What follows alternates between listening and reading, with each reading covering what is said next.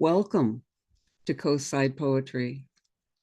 Thanks to those of you who've zoomed in and those who are watching on YouTube. We meet virtually on the second Tuesday of every month to share our words. I'm Diane Mumey, and Steve Long and I are your hosts for this evening. Our featured poet event is being recorded and streamed live onto YouTube as we speak. So anyone can look at it later. We'll be posting the link on our website, coastsidepoetry.org. This evening, we welcome David Rosenthal. David Rosenthal is a public elementary school teacher in Berkeley, California.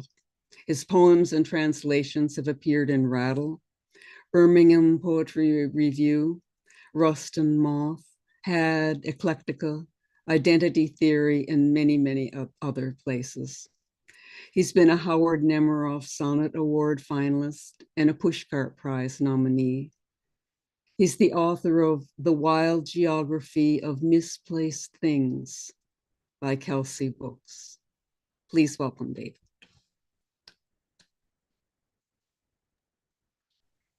Thank you, everyone. Thank you, Diane and Steve, for inviting me back. Thank you to the Coastside Poetry community for having me. I always enjoy coming here. I will tell you that I'm sick as a dog right now. Just came down with the flu yesterday, so there's a better than zero chance that I'll have a coughing fit in the middle of a poem. Just bear with me, and I hope it's not too off-putting that I occasionally do this. But I'm here. So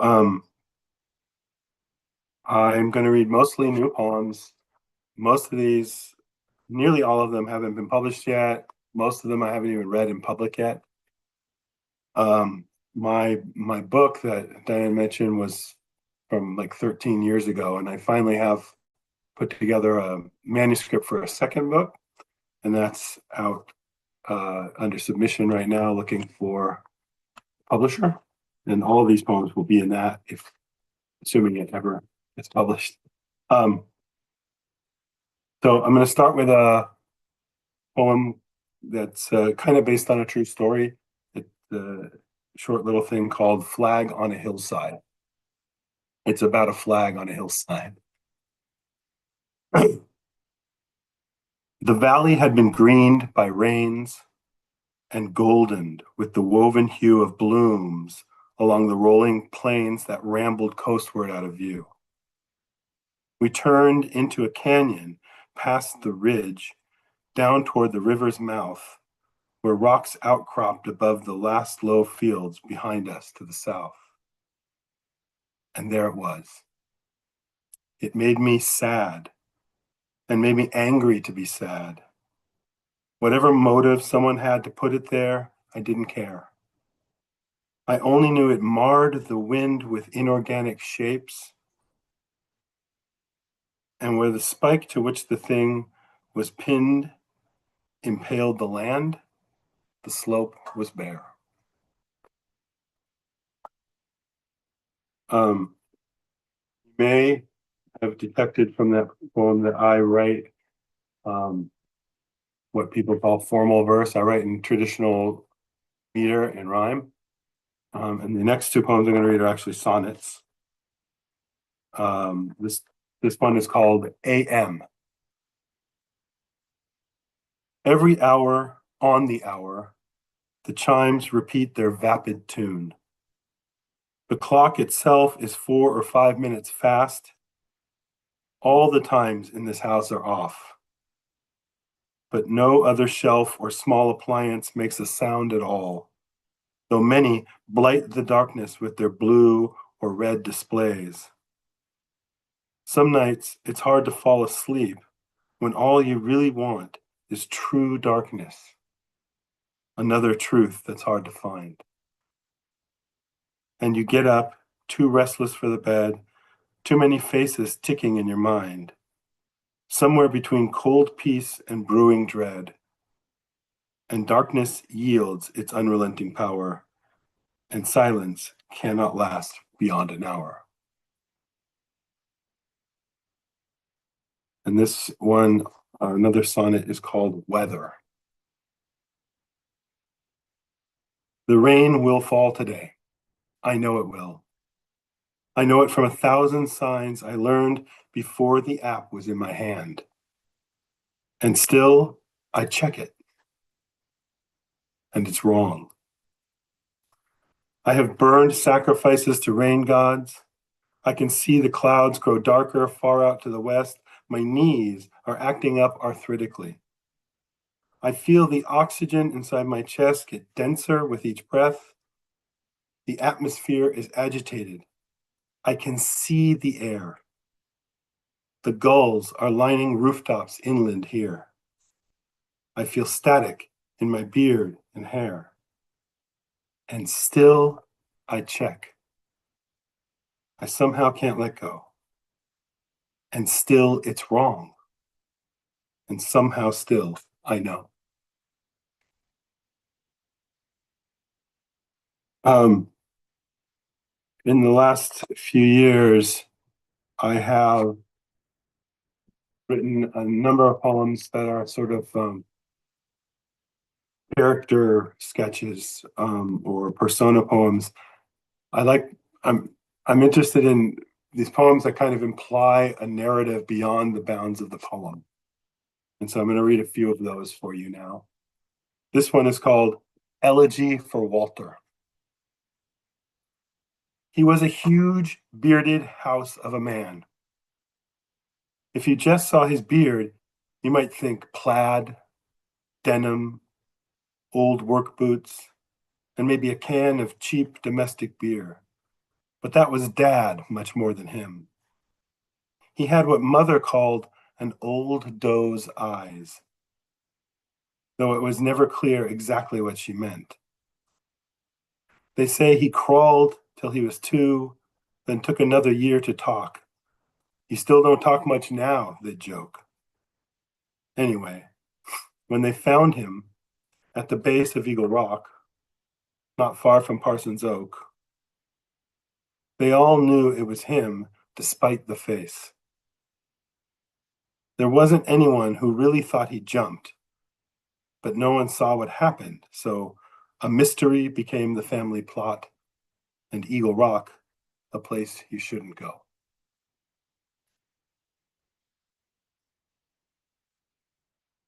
Pardon me. This one is called Spills. Rebecca spilled her coffee twice that day. The first time was when she leaned down to get her bags and files out of the car. She may have tried to hold too much at once, and yet most other days she managed it just fine. Turns out it wasn't all that bad. The spill contained itself behind the fragile line of catastrophe. All was good until the second time, inside, when she collapsed with travel mug in hand. The coffee stain would be how TV cops could ascertain the likely length of time that had elapsed between the moment of her sudden spell and when she woke. But it was hard to tell. It felt to her like hours had gone by. She'd even had a full-on dream. But then she saw the coffee wasn't nearly dry. In fact, it was still seeping out. And when she realized that only seconds passed, her first thought was of cleaning up the mess. But nothing in her being functioned fast enough to move. The unwelcome duress of discombobulation that she felt prevented her from doing any more than watching from the carpet where she knelt, as coffee settled on the hardwood floor away from her. Another long time seemed to pass. She tried to think of what she dreamed.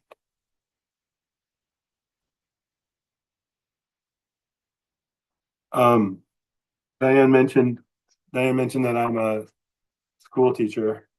I just finished my 25th year in that profession. Earlier, in as a teacher, I wrote quite a few teacher poems. That book from 13 years ago has a whole section on them. But I haven't written many of them for a long time. But recently, some friends and colleagues have been retiring. And now that retirement is sort of entering the horizon for me, that kind of inspired a new teacher poem. And this one was published in Porcupine Literary, which is an online zine, online magazine that's devoted to writing by teachers, usually about teaching. So I recommend it if you're interested in that, especially if you're a teacher. This is called Miss Marjorie's Last Day. She walked slowly and smiled an easy smile, the smile her new neighbors would come to know her by. She had her students color while she packed some things and let the minutes go. She shirked recess duty to take a bunch of boxes to the car and took her time enjoying something nice she'd made for lunch, alone inside her room, door locked. Sublime quiet and solitude for just one day out of 5,000 plus. It made her late to pick her class up from the yard.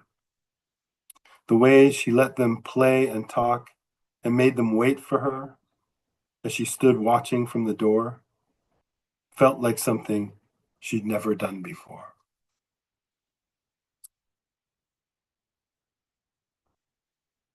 This next one is a very recent poem. Actually, also kind of based on a true story. I'll give a little warning. This poem contains F-bombs. I haven't written many of those, but here they are. The poem is called The Color of the Universe. The color of the universe is beige. No, really. First they thought it was a sage, a palish green, but they recalculated. They call it cosmic latte. Now he waited for a little laugh or a bemused smile. He had been saving this one for a while. But she just looked annoyed. Between two sighs, she said, titanium, and rolled her eyes. He tried to understand just what to make of that. She continued, it sounds so fake, cosmic latte, please. And who's this they? Astronomers, he said. From far away, the light from galaxies. She looked around. He saw that she was tuning out. He drowned his hopes with one more sip, then asked her, why titanium? She said, the car lot guy said that's what they call beige now. It's a lie. He said it's the metallic form of beige. It's fucking beige. It's always fucking beige. Like everything is always fucking beige.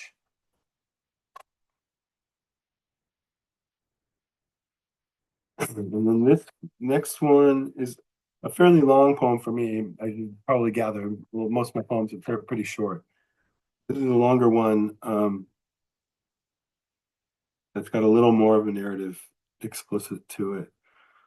Also, it contains F-bombs. Again, it's the highest concentration of F-bombs in all of my writing. Congratulations to you for being able to witness that. This is called Funeral for a Friend. They carried Wynne across the narrow road and down along the low west-facing slope. They set him on the straps above the vault, then paused a minute looking at each other. No one knew exactly what to do. The funeral director, still up top, had told them not to bring him down the hill, but they were waiting for almost half an hour, so John said, fuck it, and they brought him down. And now they all just stood there in the wind. They looked around, a couple of them shrugged, then John said, fuck it, like he always does, and turned around to head back up the hill. With that, the rest began to head back too. John put a cigarette between his lips while he was walking. Then he stopped to search his pockets for a light he couldn't find. Fuck it, again. He let the cigarette fall from his mouth, then pressed it with his shoe into the ground as though it had been lit. You really should have stayed here, like I said, the funeral director was distraught. The driver rolled his eyes and pulled his coat a little tighter in the biting wind. The others should be here by now, said Andy. Besides, it's going to rain like any minute. Can't you just put him in before it starts? The man had no reply but flustered gasps. And while he tried to think of what to say, they all piled into cars and drove away. Wynn's parents and his sister and his aunts and all the others from the ceremony began arriving several minutes later. The funeral director told the Reverend, "They all just left. I tried to keep them here. They wouldn't listen. I don't understand." The rain was falling hard now. People stood around the cars, umbrellas out, the coats pulled up above their heads like makeshift tents. While down the hill, the gravesite turned to mud. Wynn's family never saw the boys again. The next few days and weeks, from time to time, the sister texted Andy and some others. She never asked them about the funeral or any of the other stuff. And soon communication faded. It was strange to lose all track of people in a town so small. In time, they all would move away. The sister and the parents and the boys, a couple of the aunts, but Wynn's still there.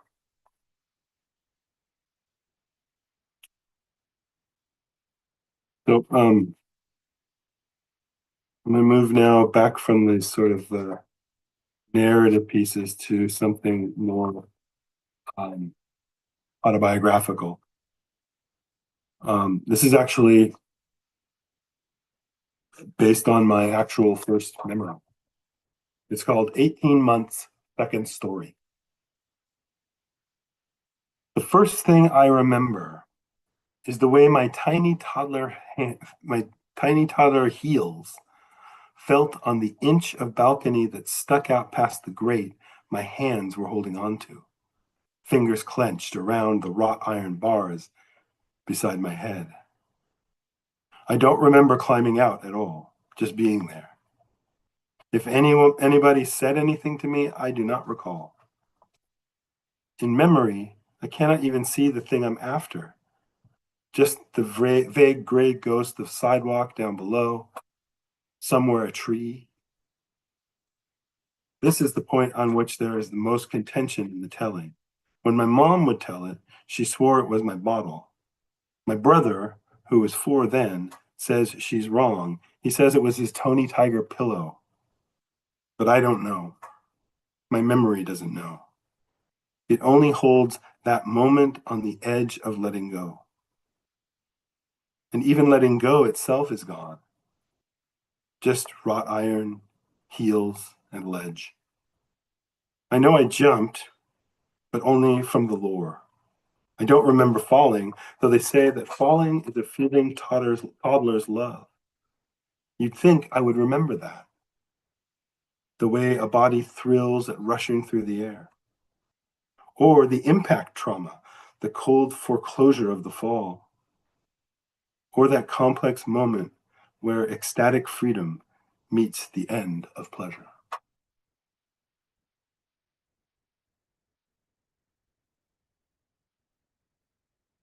I'm going to read just 2 more now. This one is just a good old-fashioned love poem. It's called Bread and Butter.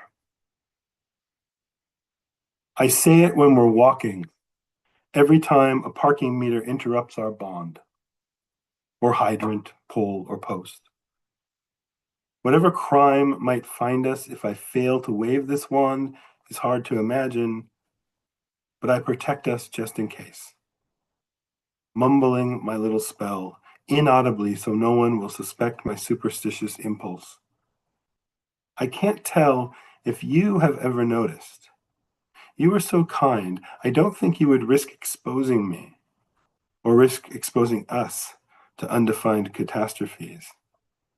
We've never liked to be apart. So maybe you take some relief in knowing I irrationally pray compulsive mantras, warding off the brief estrangements we encounter day to day.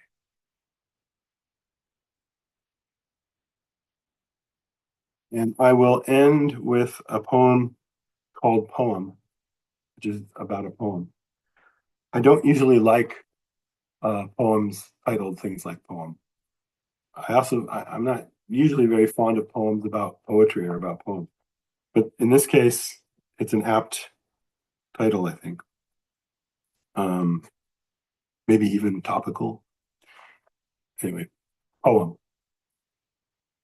He asked an AI bot to write a poem about the angst that living in these times creates in all of us, set in the home of some untethered soul, with end-stopped rhymes and wholly built on unlinked metaphors, opaque and inaccessible to most, with open windows and dead-bolted doors, and maybe someone talking to a ghost.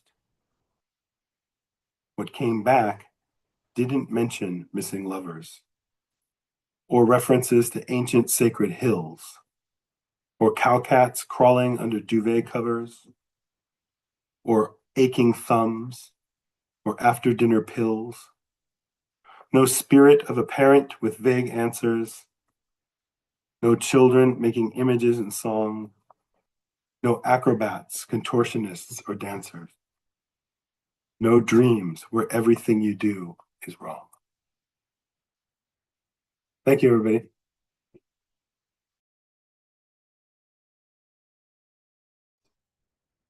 Thank you. Thank you so much, David. Wow. Let's all unmute and make some noise of appreciation. Thank you. Yay! Thank you. Good. Thank you for showing up, even though you're sick. You did great. Yes. Yay! Yeah. I think your formal verse is just astoundingly natural and Oh, so colloquial. good, so good. I've already bought your book. I love all the poems about teaching. I mean, just even the ones that weren't directly about it that was my second livelihood. So really brought it home. Wonderful. Yeah, very good reading. Fantastic early memory poem. Yes. Yeah, the language, the atmosphere, the way that we grope to remember. The falling. Mm-hmm. I tried to imagine it. I've never fallen like that. Just tried to imagine. Oh, You see little kids doing it all the time. And I do remember, spinning on purpose to fall.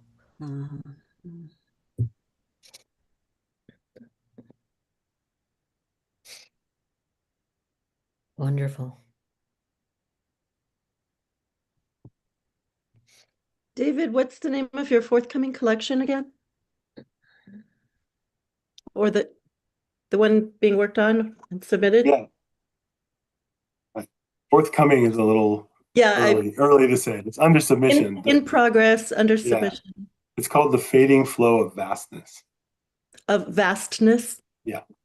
Wow. Wow, great title.